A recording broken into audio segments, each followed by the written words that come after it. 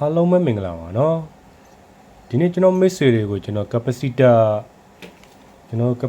လွတ်ပုံပေါ့နော် capacitor လွတ်ပုံ capacitor ဆိုတာဘာလဲနော်နောက်ပြီး capacitor ကကျွန်တော်တို့ဘယ်လိုနေရာတွေမှာအသုံးပြုလဲပေါ့နော်ဒါလေးတွေကျွန်တော်လည်းရှင်းပြပါမယ်နော်ကျွန်တော်မိတ်ဆွေတယောက်တောင်းဆိုတာလည်းပါတယ်ပေါ့နော်ကဲကျွန်တော်ဒီ capacitor တွေမှာကျွန်တော်တို့ capacitor ကကျွန်တော်ပုံစံမျိုးမျိုးနဲ့လာတယ်ပေါ့နော် capacitor တွေကကျွန်တော်တို့ဒီမှာအလုံးနဲ့လည်းလာတယ်4000နဲ့လည်းလာတယ်ကျွန်တော်တို့ဒီလိုတွေထဲမှာလည်းရှိရပေါ့နော် capacitor တွေကကဲဒီလို circuit ထဲမှာလည်းကျွန်တော် capacitor တွေပုံစံမျိုးမျိုးနဲ့လာတယ်ဒါတွေလည်း capacitor တွေပဲပေါ့နော် capacitor ဒီကောင်လည်း capacitor ဒီကောင်လည်း capacitor ဒီကောင်လည်း capacitor နော်သူကအမျိုးမျိုးလာတယ်နော်အမျိုးမျိုးပါတယ်ပေါ့နော် capacitor တွေကျွန်တော်နောက်တစ်ခုချက်ပြအောင်နော် circuit ပြောင်းပါနော် capacitor ကပုံစံမျိုးမျိုးနဲ့လာပါတယ်နော်။ဒီမှာလည်း capacitor တွေပေါ့နော်။ဒီမှာလည်း capacitor တွေနော်ဒီကောင်ပုံစံမျိုးမျိုးနဲ့လာတော့ကျွန်တော်ရှင်းပြပေးတာပေါ့နော်။ Okay ကျွန်တော်တို့ဒီလိုမျိုး capacitor တွေကြတော့ကျွန်တော်ဘယ်လိုမလဲဆိုသူ့မှာသူကအပေါင်းတော့မပါဘူးသူကကြိုက်တဲ့ဘက်မှာသူကတက်လို့ရတယ်နော်။သူကနောက်တစ်ခု capacitor တွေမှာသူကနာမည်နဲ့ခေါ်ရှိရပါတော့။အင်္ဂလိပ်လိုတွေအများကြီးရှိရပါတော့။အင်္ဂလိပ်လိုတွေရှိရဲ။ဒါပေမဲ့ကျွန်တော်အဲ့လိုမျိုးတွေကျွန်တော် live ဖတ်ပြနေလို့ရှိရင်ကျွန်တော်မိတ်ဆွေတွေတိတ်နားလဲမှာမဟုတ်ဘူးเนาะကျွန်တော်ဗမာလိုပဲကျွန်တော်အလွယ်ဆုံးနည်းနဲ့ကျွန်တော်ပြပြမှာပေါ့เนาะနားလဲလွယ်တဲ့နည်းနဲ့ပေါ့เนาะဒီကျွန်တော်ဒီ capacitor တွေမှာ capacitor ဆိုတာပါလဲနောက်တစ်ခုက capacitor ကသူကဘာအလုပ်လုပ်တာလဲဘယ်လိုဘာအတွက်လုပ်တာလဲ Okay capacitor ဆိုတာကျွန်တော်ဒီ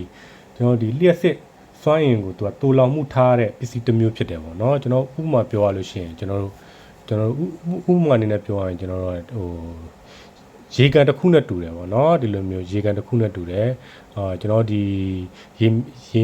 ရေမြောင်းတွေကစီးလာတဲ့ဥစ္စာအကုန်လုံးကျွန်တော်ဒီရေကန်ထဲမှာကျွန်တော်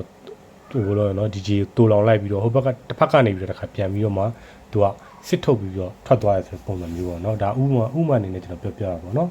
ဘာလို့လဲ capacitor ရဲ့သူကလျှက်စစ်ဘိုးအားတွေက capacitor ဆိုတာကသူကလျှက်စစ်ဘိုးအားတွေကိုသူကတည်ငြိမ်အောင်ထိန်းပေးတယ်ပေါ့เนาะနောက်တစ်ခုက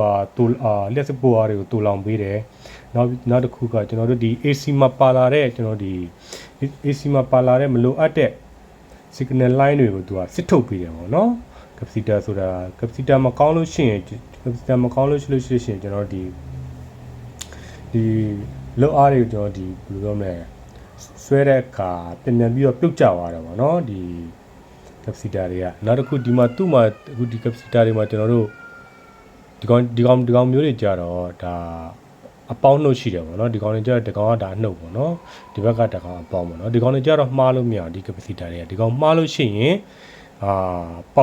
ဒီကောင်ပေါက်ထွက်သွားတယ်ပေါ့နော်ဒီကောင်ဖင်ဆူပြီးဒီကောင်ပေါက်ထွက်သွားတယ်ပေါ့နော်မှားတက်လို့ရှိရင်နောက်တစ်ခုကျွန်တော်ဒီလို capacitor ကြီးကြတော့ကျွန်တော်တို့အမှားခံတယ်ပေါ့နော်ဒီကောင်တွေကဘယ်ညာကြိုက်တယ်လို့တက်ပြဿနာမရှိဘူးပေါ့နော်ဒီကောင်တွေလည်းဒီတိုင်းပါပဲနော်ဒီကောင်တွေကြတော့ဒါသူကအပေါင်းတော့မရှိတဲ့အတွက်ဒီကောင်ကြိုက်တယ်လို့တက်လို့ရတယ်ပေါ့နော်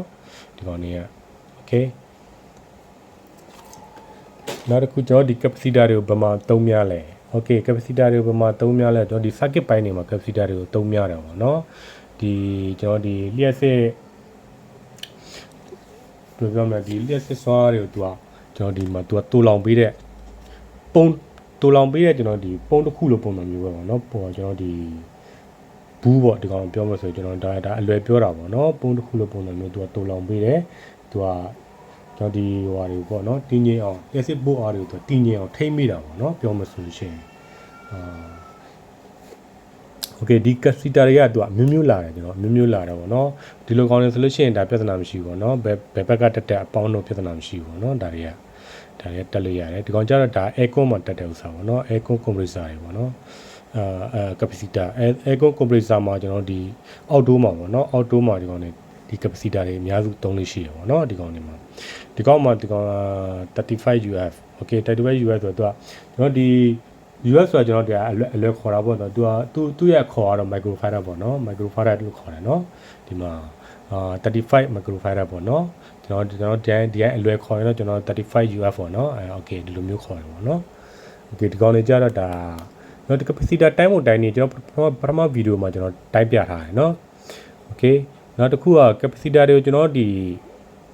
တိုင်းတဲ့နေရာမှာကျွန်တော်ဘယ်ညာပတ်တိုင်းလိုက်ပြီဆိုချော့ပြန်တိုက်ရတယ်เนาะနောက်တစ်ခုကcircuit ကပဲဖြုတ် ဘယ်ရပဲဖြုတ်ပေါ့နော်ဖြုတ်ပြီးသွားလို့ရှိလို့ရှိရင်ဥမာပေါ့နော်ဒီ aircon ဥစ္စာကိုကျွန်တော် aircon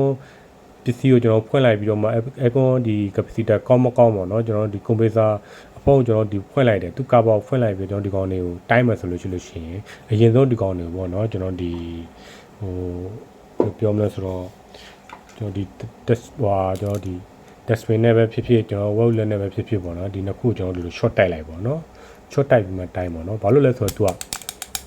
ကျွန်တော်ဆန္ဒပြောသလိုမျိုးကျွန်တော်သူကလက်စစ်ဘိုးအားတွေကိုသူကထိမ့်မိတယ်သူကထဲထဲမှာသူကတူလောင်ထားတာပေါ့နော်ဒီကောင်ဘိုးလက်စစ်ဘိုးအားတွေကိုသူကတူလောင်ထားတယ်စွမ်းရည်တွေကိုသူကတူလောင်ထားတယ်ဒီကောင်ကတူလောင်ထားတယ်ကျွန်တော်မိကလုတ်ပိတ်လိုက်တယ်ဆိုပေမဲ့ဒီကောင်ကဒီသူ့ထဲထဲမှာရှိရဒီဘိုးအားတွေကမထွက်သွားဘူးเนาะဒီကောင်ကတိမ့်မိထားတယ်တိလားเนาะဒီကောင်တော်တော်ကြာတိမ့်မိထားတယ်เนาะဒီကောင်မထွက်သွားဘူးเนาะအဲ့ဒါလေးသတိထားပါเนาะโอเคเนาะဒီ capacitor လွတ်ပေါ့เนาะဒီကောင်တွေကโอเคဒီကောင်တွေကိုတိုင်းမယ်ဆိုရင်ကျွန်တော် short ရင်တိုက် short တိုက်ပြီးတော့မှကျွန်တော်တို့တိုင်းပါเนาะโอเคเนาะဒီကောင်ကကျတော့ဒါ aircon ဒါ outdoor က compressor ထဲက capacitor ပေါ့เนาะโอเคနောက်ပြီးတော့နောက်ဘယ်နေရာမှာသုံးလဲဆိုတော့ကျွန်တော်ဒီ wood short z တို့ wood short